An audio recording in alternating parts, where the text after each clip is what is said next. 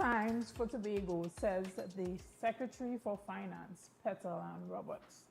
A number of persons have been so excited to hear what Tobago was going to get from this 2025-2026 budget. Ladies and gentlemen, we are excited here at Tobago Updates tonight to bring to you our post-budget coverage. So, as we begin our discussion tonight, I'm happy to tell you that I'm sitting here at the Magdalena Grand Hotel. I have the privilege of chatting with former Senator Lawrence Hislop, who will be giving us some of his first perspectives and responses on that budget that was presented by Minister Devindranath Thakur today, as well as Mr. Curtis Williams, who is the head of the Chamber for Tobago, the Chamber of Industry and Commerce here on the island of Tobago. He is the representative, and he will be giving us the perspective from the business sector on the island. Now we're going to jump straight into it. There's a lot to discuss, but it's obvious that we cannot cover everything in tonight's sitting. But what we would try our best to do is to break it down to a level that is understandable to most persons and hit some of the main topics. Now, we started off hot and heavy, I would say, with the initial announcement that got everyone excited to continue listening.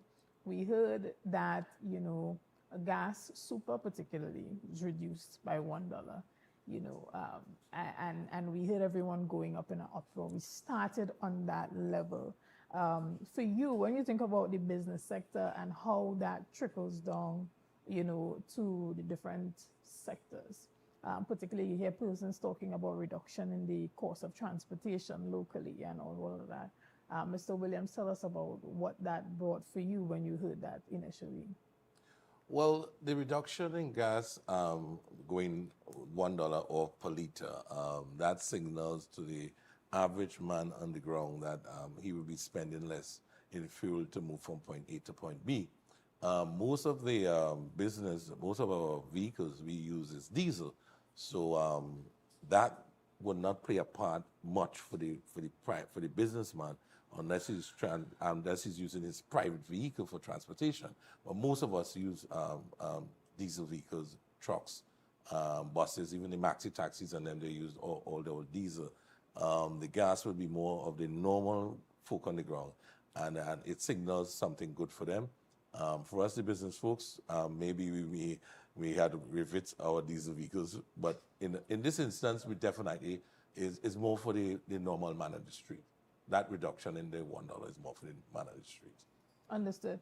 And there are persons who are very optimistic about the budget. There are persons who are very pessimistic, and there are persons who deem themselves to be quite realistic. Where do you think you stand on this overall budget, Mr. Hislop? I want to put myself in the position of a realist. I know we were having a discussion earlier, and Curtis made mention of the fact that I'm a politician. And while that may be so, in the grand scheme of things, we also have to look at it from a realistic standpoint. The highlight, I know, as you mentioned, the reduction in the gasoline. That, as Curtis and I would agree that it feels good. It's a feel-good thing for the man on the street, the regular man who purchases super gasoline. But does it really redound to the benefit in terms of, from a business standpoint? It wouldn't.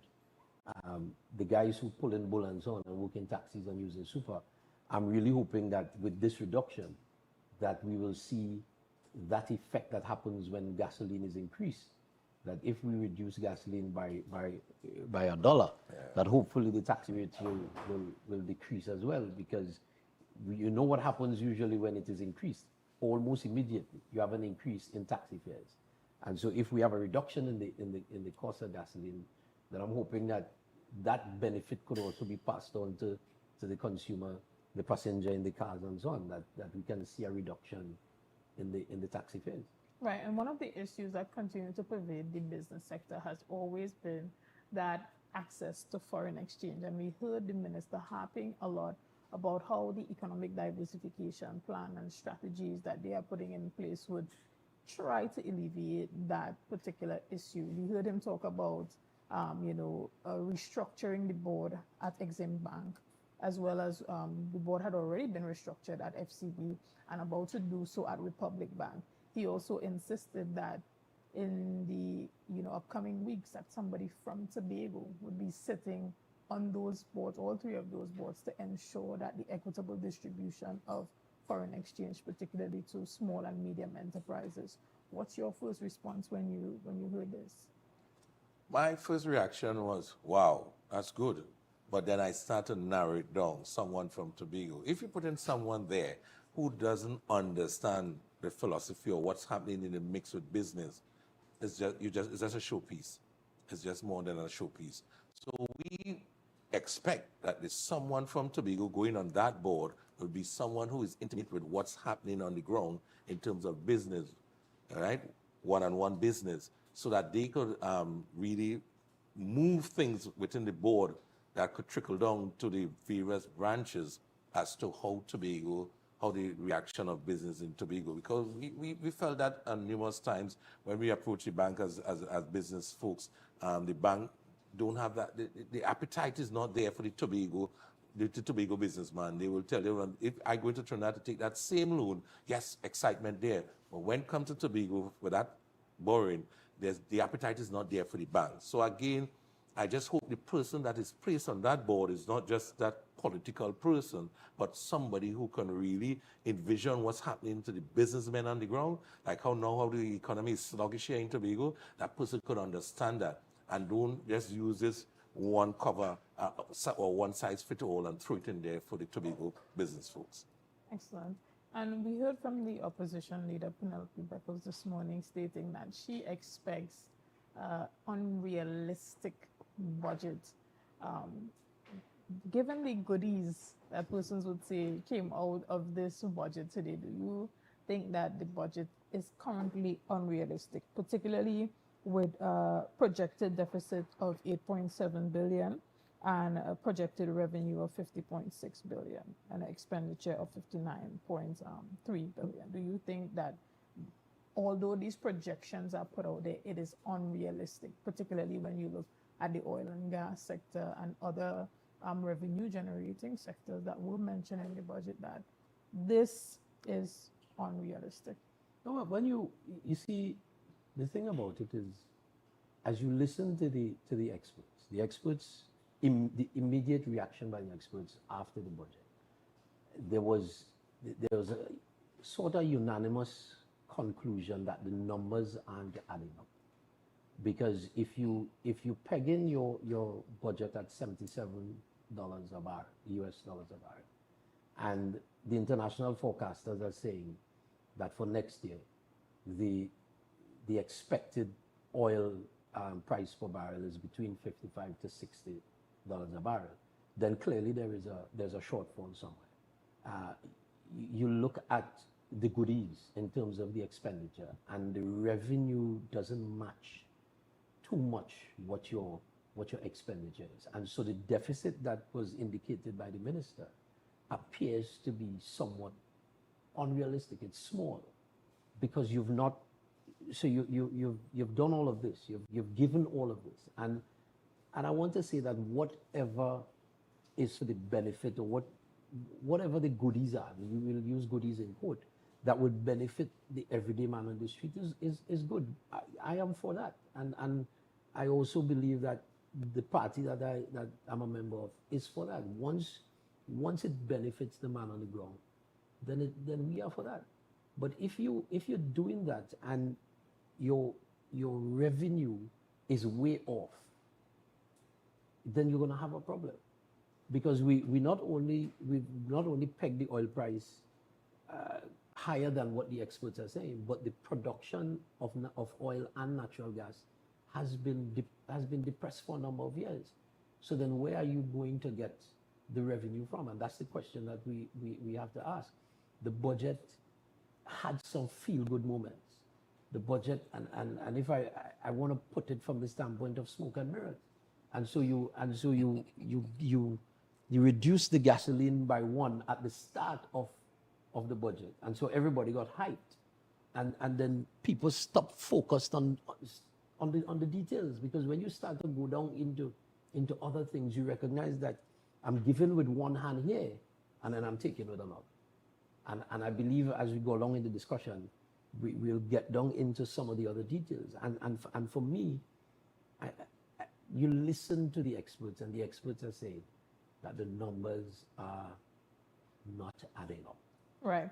But the taking with the other hand that you're describing sounds to me like the very same tell us where the money is coming from that we've heard for the last 3 weeks leading up to the budget. We've heard persons asking, okay, this is what you're promising, but if you bring that to the fore, where is the money coming from? And now we're hearing the government saying, well, we are going to increase tax on beer, rum, and tobacco products. There you go. That's how much is that? How much is that? What is that going to really? What I'm saying is the taking back with one hand is the explanation that many have asked for. Where will we be getting this money from? But you know, if I'm to just, when you look at, so I'll use one example as a taking back. When you get to the point where you are taxing landlords, then that is going to pass on to the tenant. Because if I have a property and I am being taxed, I think it's 2.5% of my income, of my rental income. You're not taxing me on the value of the property. You're taxing me on my rental income. Then I am going to pass that on to the tenant. And so whilst I may give you a reduction in the gasoline price at $1, if I tax the landlord and the landlord says I can't absorb that, then I run the risk here of the tenant now having to pay that increased rental because the landlord is now being taxed. And I'm not saying that we ought to not close loopholes. Yeah. Because if there are loopholes and areas where we can gain more revenue for the country, we do that. But what we have is smoke and mirrors. So you give with one hand and you take back with the other one. Understood. One of my biggest frustrations with shopping in the United States is, doing all your calculations while you're walking around the store and then getting to the cashier and recognizing that the price is significantly different from what you calculated because of that consumer added tax that you get at the cash register. We're hearing the Prime Minister saying that, the removal of VAT, but replacing it with this sales tax is the way forward, to alleviate the whole filing of VAT for small and medium-sized businesses. In your perspective, does that increase the efficiency of the business sector, particularly for small and medium enterprises, or does it make life a little more difficult for the average man on the street? Well, the computation of sales tax is quite easy because it'll be on your sales and finish it. Done there. VAT with non-VATable items and doing all the zero-rated items. I met some couple of my wholesalers coming to me, and some of them are not VAT registered, and they ought to be VAT registered, and then now I have to buy that goods without VAT, and then I have to sell it back now and add VAT to it. There's a lot of loopholes in the VAT system presently, and I think some revamping of it will be fine. So if you're going to use just the sales tax and say 5% on all sales, fine, that's okay. We work out the numbers and see what it looks like, but I had to come up with the percentage. I'm not sure what percentage you're going to use. Yeah. You're not going to put 10 or 15% like what it is VAT, then you will be killing folks. You'll be killing the man on the streets. It's not me, the business, because I just want to pass it back on to you. No matter what you do on the ground, it's going to be passed on to the man. Now, as we talk about the rentals, that rental is affecting the normal man on the road, not me in business. Yeah. My business is registered. I pay my taxes on my commercial rent, and so I don't have a problem with that. But the man on the ground who have the apartment that he wasn't declaring to the government, he is the one that's going to feel the pinch. So then we had to look at it in that manner. The sales tax is the same thing too. It will be easy to compute. It will be on your sales. So if your sales, as you declare your sales as you normally will, is $10 per month, You just pay 2% tax on that, and fine, the government get that as the revenue, instead of trying to compute with the computation with the VAT system, which there's so much loopholes in it. Whether you're going to charge VAT on your accrual basis, VAT on the cash basis is a whole heap instead of things. When you have your receivables and you don't receive your receivables and you're paying VAT, and the same government owe you, but they wanted to send out VAT. So you imagine I have receivables that is in vicinity of $2 million, and I have paid VAT on that, and I have to wait a year and a half to get that money. What happens to my cash flow? It affects my cash flow. And those are some of the things that we as the business community share with the government. So at least someone is listening, and I'm happy about that. When UNC wins, everybody wins. That's what we heard from the minister today repeatedly. Do you feel as though a number of sectors or persons within the society would be positively affected by some of the quote-unquote goodies that were given in this budget presentation? In dissecting the budget, I see the man on the ground winning in certain instances, the businessman winning, the businessman losing, the man on the ground losing. It's just working the numbers, and I'm trying my best now to work out the numbers to see what kind of percentage or what will be your loss as the man on the ground and what will be your win, as the case may be. We need to see the numbers all freaked out, and I can't wait until the different divisions or the different ministries start to break down the numbers for us in a meaningful way so that we could understand the impact of everything. So you said like $1 on the gasoline. We want to see how that, as you mentioned it, you said, well, the average person used $50 and so forth. So you're seeing that. Well, let's see the rest of the other aspect of the budget. We want to see how that will be broken down to see how we will win as individuals, as business, as the man on the street. Promise made, promise kept. We heard that being a repeated phrase in the budget presentation today. We heard the recommendation being sent to have that 10%. Some persons say it couldn't be done. Some persons say it still cannot be done. Some persons say it can be done, but to what risk, you know? So for you particularly, when you hear about this promise made, promise kept, we are giving our people the 10%. If it is possible, how are you feeling about that? Again, it goes down to the details. And as I said, if something benefits the average citizen, all for it. And there's no argument there. But again, the details, because what the minister indicated is that the 10% instruction that he was given by the Prime Minister to go back to the CPO with is over the same 6-year span. It's from 2014 to 2016, 2017 to 2019. So it's the same bargaining period.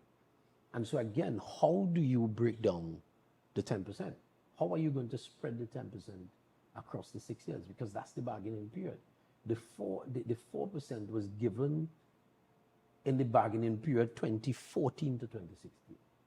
And before the previous administration left office, what was on the table was a 5% for 2017 to 2019. Correct. And 5% plus, which in all essence works out to be around the same 10%. Maybe a little more. Maybe a little more. Yeah. So how do you, so again, as I said, smoke and mirrors, how do you, so we had the campaigning, because that's what the budget sounded like. The continuation of the election campaign with all the slogans and so on. And so you give the 10%, you say you've been instructed to go back to the CPO with the 10%. But again, how is that 10% going to be broken down across the 6-year period? And those are the kinds of details that you didn't get and that you don't usually get in a budget, because that you have to leave that for the CPO and the unions to negotiate. So the 10% was thrown out there. But it's the same bargaining period for 6 years. So how do you break down the 6 years, the 10% over the 6 years? Good question. Yeah. Mr. Williams, we heard from the Secretary for Finance, and she said that now Tobago is given adequate finances to fulfill its agenda of becoming the greatest little island on the planet. Do you think that this reduces the excuses that this administration has moving forward of not having enough money, particularly when it comes to paying outstanding contractors and being able to adequately shift resources around to fulfill some of their mandates? Well, two things she mentioned, and something that she mentioned early on is that the challenge that the THA experiencing was a cash flow challenge. So besides having the money, but if you don't have the money up front, like how she mentioned today, that we're going to get 2 months of money in place, and then they may get the next one, and then the chief secretary mentioned that he preferred to get the money in a block, get in the 3 months of funding, and then you move ahead. So what we here as a business entity now, what we're looking forward to now is how you manage that money, the transparency, the accountability. We know, right, you're getting your lump sum, you're getting your funding as we can see, and it's just how you're going to manage it. I know there's some low-hanging fruits that you could take care of. We have some contractors that the teacher inherit this $300 million in debt, and they have to treat with it, like how all government have to treat with their debt. And so it meant that how you're going to start to pay these people, and as you said, all the bills of accumulated over the period of time, and how you're going to treat with it. So all we ask the THA, and I know the Secretary of Finance, she's a prudent person in spending, and I would just like her to just let the public understand that I have $5 and I'm going to give you 1, I'm going to give you 5, I'm going to give you whatever the numbers might be. Let the public understand that and let them know it mustn't be something that is done behind the scene. It must be something that is show a bit of transparency and something that shows a bit of accountability. So we in the business community, we can hold you accountable for the monies that you got, the extra money. Because you did get some extra money and you did get a nice flow that you so asked about. So we now want to see things happening in this space. Right now, as we speak, the Tobago economy is a bit sluggish. The people on the ground, the small business and them is not seeing the numbers they used to see before. So that's why we're asking for the trickle down. So we want to see activities happening in the space so that we can have that trickle down effect onto the small man on the streets, the man who's doing business, those SMEs, or those micro business that happening in the villages and so forth. They are all complaining. Last week I went to Charleville and talking to some folks, and they did complain that they're not seeing the activities as they're accustomed to.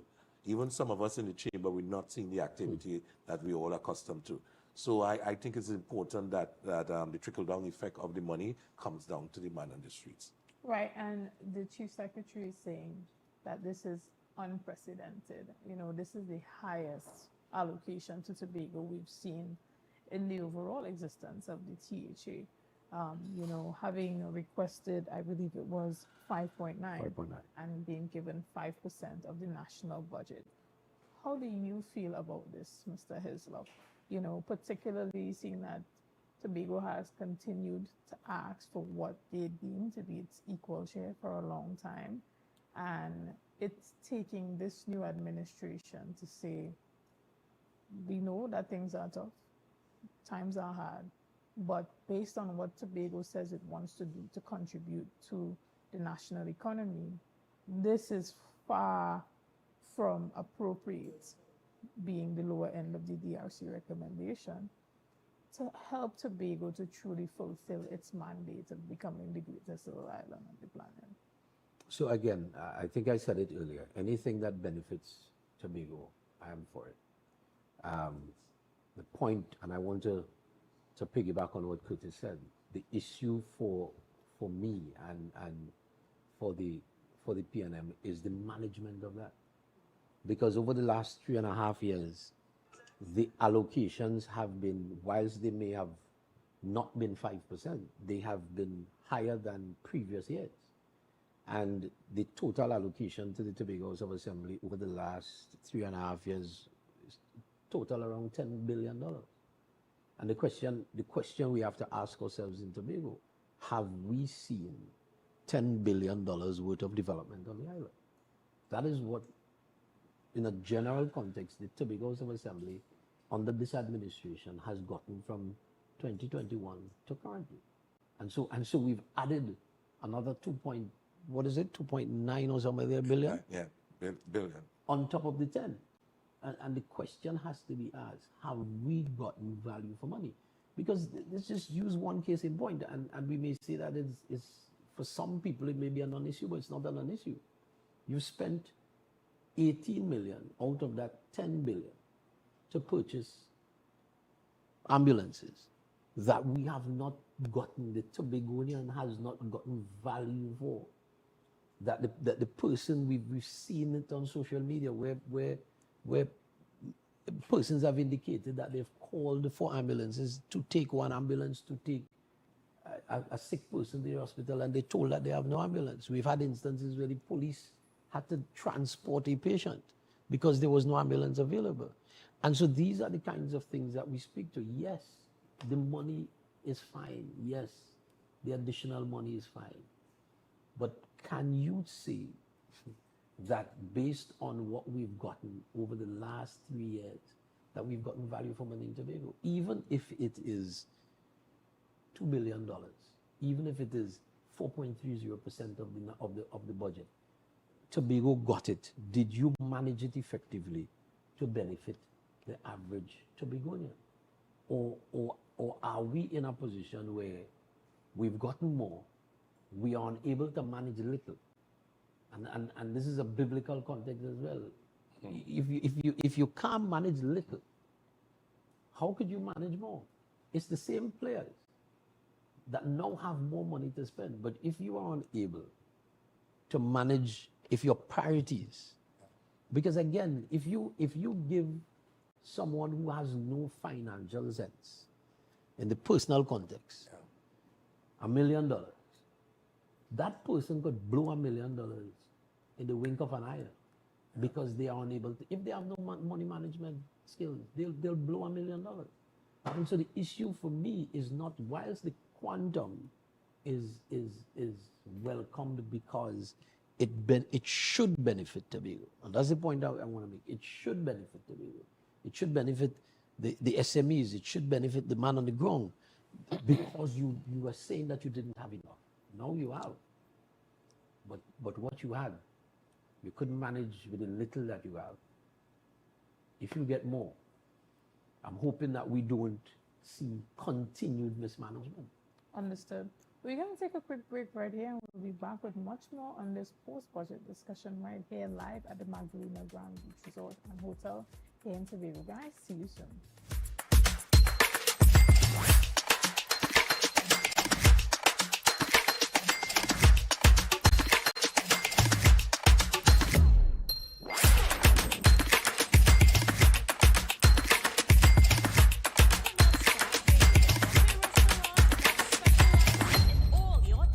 Local dishes for breakfast and for lunch. Breakfast includes coconut bake and sada roti, served with chokers, bull joil, and sausages in tomato sauce. Not forgetting beef and cheese pies, shepherd's pie, macaroni pie, and rice in various styles. Meat served in a variety of flavors, garden salads, and pasta salads. All this accompanied by fruit juices, coconut water, your choice of a great combination to appease your taste buds. So call us today to order, as we are here to accommodate your busy schedules, or if you are having a cooking day off.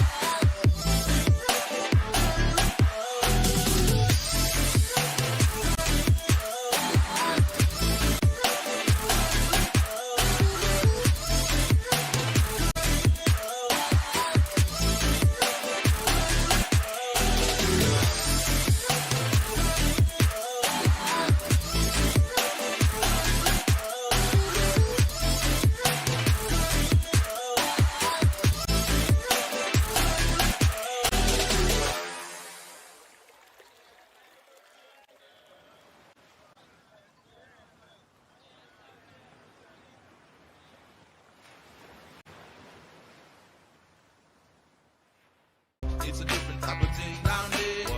Man, we party till we drop down there. With a lot of pretty girls down there. Down in Tobago.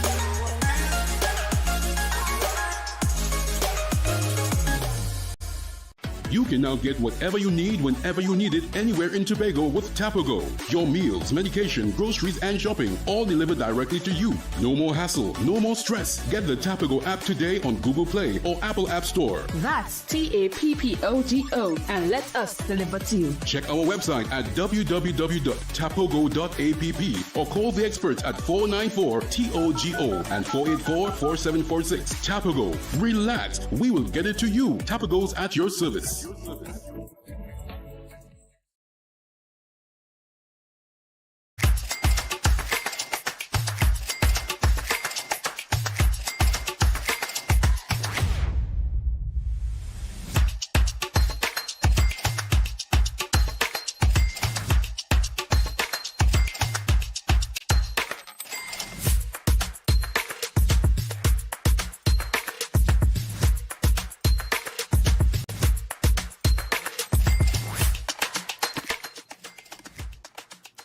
Is everyone truly winning with this budget presentation that was made today by the finance minister? Well, that's for us to wait and see. This evening, I'm sitting here at the Magdalena Grand Beach Resort here with Mr. Curtis Williams, as well as former Senator Lawrence Hislop. Now, from the perspective of the business chamber, the conversation about the Tobago airport has been happening, on a consistent basis for the last 2 years.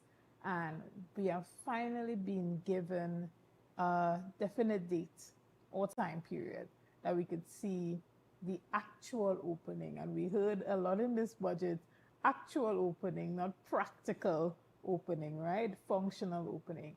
What does that say for Tobagonians as it pertains to them getting ready for that inflow? And before you answer, we heard them talk also about increasing those direct U.S. to Tobago flights. Talk to us about, the Tobago business sector and its direct impact on Tobago's economy. Where are you sitting as it pertains to that? Well, the business community welcomed that news. I mean, that was long awaiting. We couldn't stay any longer. I don't think that they could have kept that property there unoccupied for any longer period. And as was stated by the minister, it's going to be a full functional airport. So we look forward to that. And that meant that concession booths and all these things will be in place. Now, the challenge, as I always tell you, is that Tobagonians getting the ability to occupy or to own these booths and operate them. I think that's another story that we have to talk about. So the Airport Authority Board need to involve the business community here in Tobago to indicate to us or tell us what are your criteria you're going to be using to facilitate the small business getting into the airport. Because you know what will happen? All the big names will get in there because they had the finance, they had the backing. We need to remember we coming from a struggling point of view, all right, to move into where we need to occupy this international airport. And it will be a bit challenging for some of us. We do have that capital, and the Airport Authority had to give us some sort of different consideration as compared to the guy in Trinidad who have a deep pocket and could move in there in the morning. And that's something that they have to take into consideration. Now, having a new terminal building with no airlift didn't make any sense. So it's obvious there must be some airlift, and I'm happy to know that we are getting airlift from North America. So I expect like the Delta, I expect the JetBlue, and the American Airlines. I expect those jets to be flying in there very often, and that will give us a sort of boost. Now, everything have to go in tandem with each other. So the terminal opening, the airlift coming in, and where these folks is going to sleep. They can't sleep on the streets. And these folks coming from North America are accustomed to the brand names. So we know that the Marriott Hotel and other brand names that's associated with the U.S. have to be on site. We can't bring these folks from the U.S. who are the ones we want to spend, and there's no proper accommodation for them. The one-star and the two-star in Tobago presently can't work for them. No way. So we need the 3 and the 4-star. And hence the reason why we welcome the conversation about the Marriott and the Elephant Tree. But there should be more conversation because there are other players in the field who want to come in and we must show some sort of accommodation for those people. So let's expand that conversation about airlift. Let's expand that conversation about support to hotels within the hospitality sector. So we asked the Minister of Finance, can you tell your colleague, the Minister of Tourism, to come across to Tobago and have a conversation with the Tobago Assembly and the various stakeholders on the island, the Chamber of Commerce, the Hotel Association, and some of the other association, the Taxis Association, the Tour Guides Association, and let us come together as one and start to work on this tourism plan for Tobago. Understood. Same question for you, Mr. Hislop, as it pertains to the airport and that airlift connectivity between the U.S. and Tobago. Currently, there's a GFK to Tobago that happens, but expanding that, opening that up to have more direct flights to Tobago. You see, sometimes I think we forget that there was an overall plan as it relates to the airport. The airport was not a standalone project. The airport was a project that was, one, requested by airlines and persons in the tourism sector, and it was also a project that would partner with the construction of a major hotel brand. And whether we want to flip the coin upside down, spin it all around, it comes back to a conversation. If you bring people, they have to find somewhere to stay. I am not going to get on an aircraft, so no amount of airlift that you pay for is going to get people to come here if there's nowhere of quality for them to stay. I am not leaving Atlanta, Miami, Toronto to come to the furthest point south on the Caribbean Sea. When I have Jamaica, St. Croix, St. Martin, St. Barts, St. Vincent, St. Lucia, all of them in between, I'm not going to leave North America and come all the way down there, spend all that money to stay at, and I'm not knocking any particular property, but to stay at the properties that we currently have, in the state that they currently are. And that's the reality that we have to face on the island. You compare Tobago to any other tourism destination in the Caribbean, what sets them apart from us? You go to St. Lucia, the terminal in St. Lucia is nowhere of the quality of what we have currently, much less what we have to come. But you go there, and there are tonloads of airlines flying into St. Lucia, and you ask the question, why? What's the difference in the St. Lucian product to the Tobago product? What's the difference? We have the same sun, the same sea, the same sand. We have similar cultural heritage. And I must say that Tobago even has greater cultural heritage than maybe some of these islands because of the mixture of who we are. But what sets them apart is their hotel stock. That's what sets them apart. And I'm sure Curtis could bear me out on that, and those in the tourism sector. That's what sets them apart. You go to St. Louis, you go to Grenada. There was a time when Tobago was ahead of Grenada in terms of arrivals. You go to Grenada now, and Granans Beach, which may be the best beach in Grenada, Granans Beach is full of hotels. Yeah. And that is what sets them apart from us, because we could knock the Sandals brand all we want. The industry benefits, the islands benefit from a Sandals product, from a brand name product. And by now, if Sandals had come to Tobago, the conversation about airlift would not have been a conversation anymore. Because Curtis, you were at the meeting that we had. Sure. And you saw the presentation made by the CEO of Sandals when it spoke to what is the Sandals effect. You build a Sandals property in St. Vincent, and look at where St. Vincent is today. St. Vincent was not even on the mark where tourism destinations are in the Caribbean. And one resort made the difference. And then on top, to add to that, the same company said, okay, St. Vincent did better than we expected, so let's do something else. You highlighted money management as one of the core questions at the top of your mind when you think about Tobago being actually given what it has asked for, or closest to. But are you excited for what could possibly be a new development trajectory for the island? Yes. And from the standpoint, let me go back to that. The money doesn't make you a better person.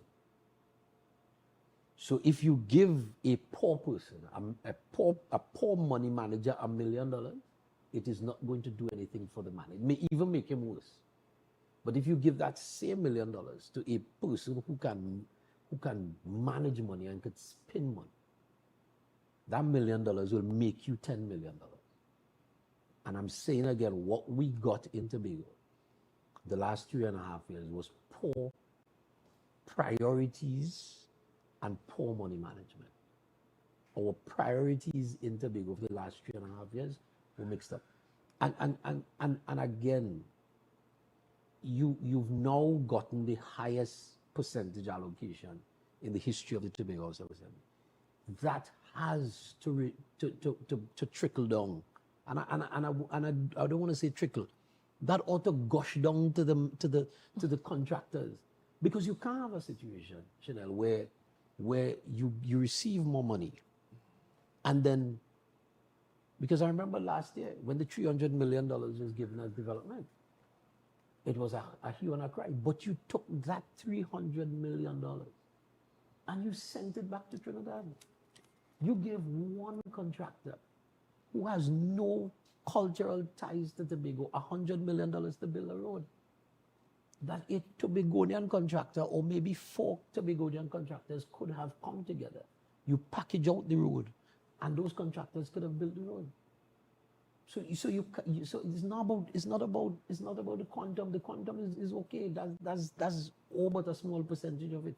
But when you get it, what are you going to do with it? Is it going to benefit persons in the chamber? Is it going to benefit the guys, the contractors? Is the quarry going to benefit in terms of its ability to be productive? Because I can tell you, I'm in the industry, and we are crying in Tobago in the construction sector.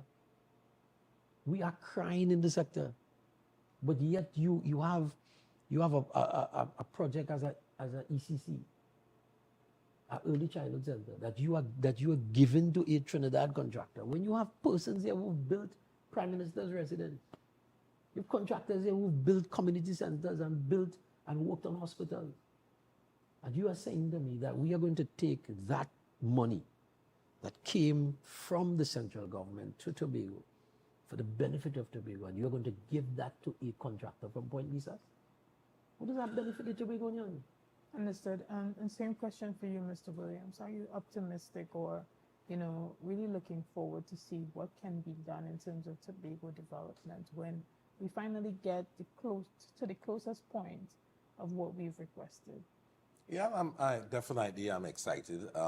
What I would like to see now is the Secretary of Finance presenting to us, the people, a breakdown of how she's going to spend that money within the various divisions, and a very comprehensive plan down to details, indicating what will be going for development, what will be going for, and then break down development into different projects now. So we've seen, what actually happening there now is that the business sector now will put itself in a state of readiness to approach these projects, whether we have to tender for them, as the case may be, or whether it's going to be so select, we're not too sure. But we want to see what the process will be like with these projects, because it's something that, as indicated by Mr. Hislop, where projects in Tobago are, the Tobagonians are not taking advantage of them.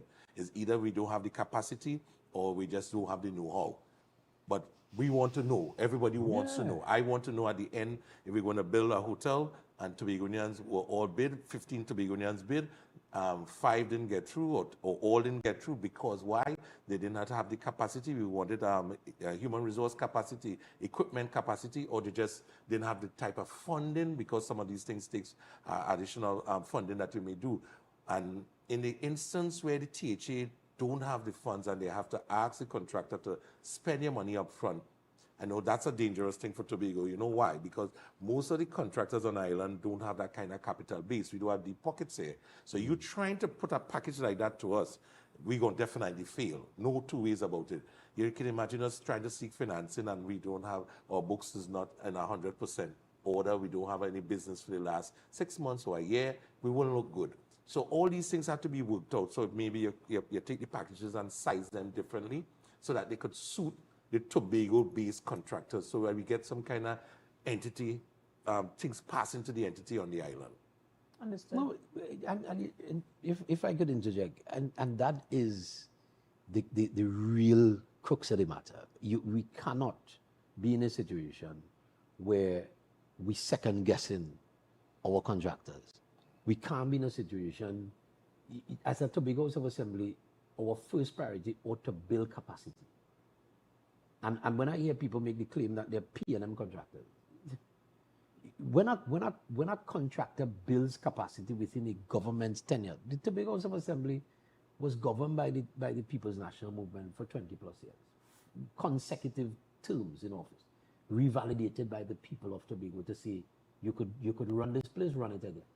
And within that period of time, policy decisions were taken to develop the local capacity on the island. Hence the reason you had contractors' names are being called and they brand them as P&M.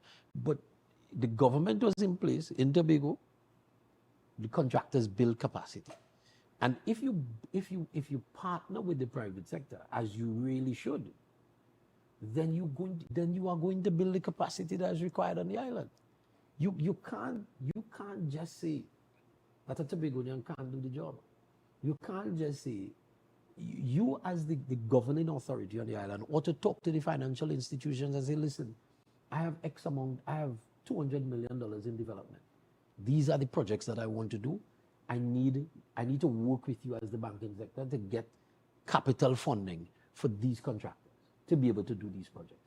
I will guarantee you that this is what we have to spend and this is what we're going to give to this contractor. I need you to give that contractor some assistance to get to this point. And this is how we ought to do governance to build capacity. We can't just say, let's give somebody else the project. There's $100 million we spent on a road. And people talking about $100 million that could have circulated more effectively on the island to the benefit of Tobago. Understood. We're going to take a quick break right here and we'll be back with much more on this conversation. See you soon.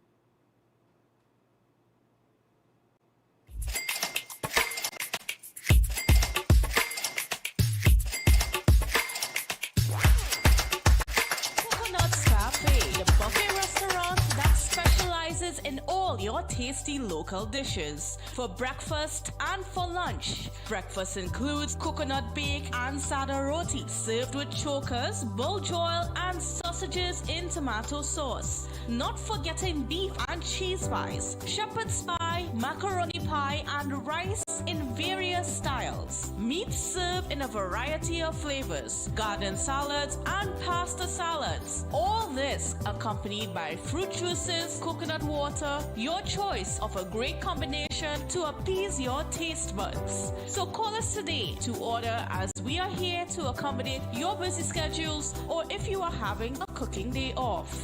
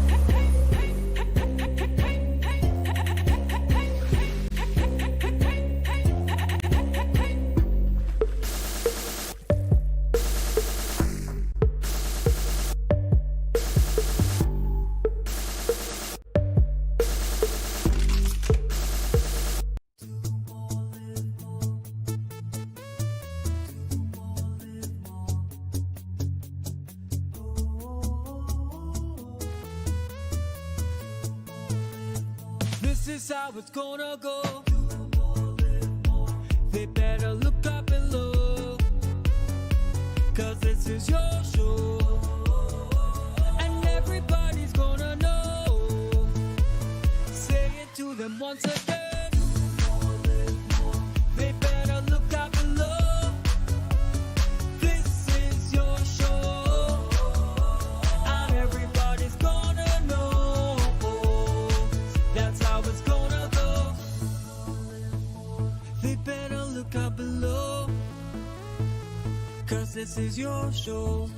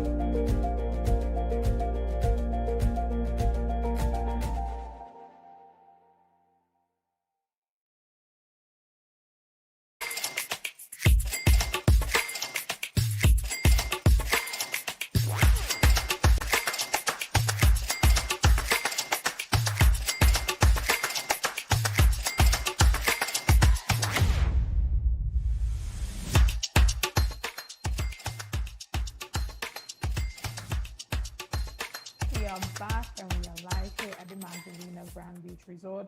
And I'm here with Tobago representative on the Business Chamber, Mr. Curtis Williams, as well as former Senator Lawrence Hislop. And we have been chatting about the budget presentation that was given earlier today.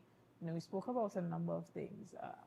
Unfortunately, we couldn't touch on everything that we wanted to in this short hour. But I'm going to give the guys the ability to help me wrap up this evening and, you know, just give your final thoughts and perspectives on the budget. You know, what are some of the things that you are happy about and looking forward to and welcoming, as well as some of the things that you may be a bit reserved about? Well, I want to kick off the conversation and to indicate that the business community, we welcome the additional funding coming to Tobago. And we just asked the Tobago's Assembly to be prudent in their spending, give us a bit of transparency, a bit of accountability, so that we could feel satisfied that you did well with what you had.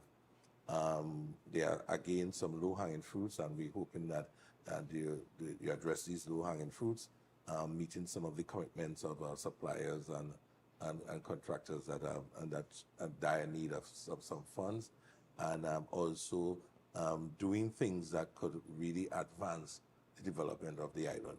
We were happy that a couple of things that the minister mentioned, with the opening of the terminal building and getting that occupation, getting that building occupied and making that trust for tourism in the island. Right?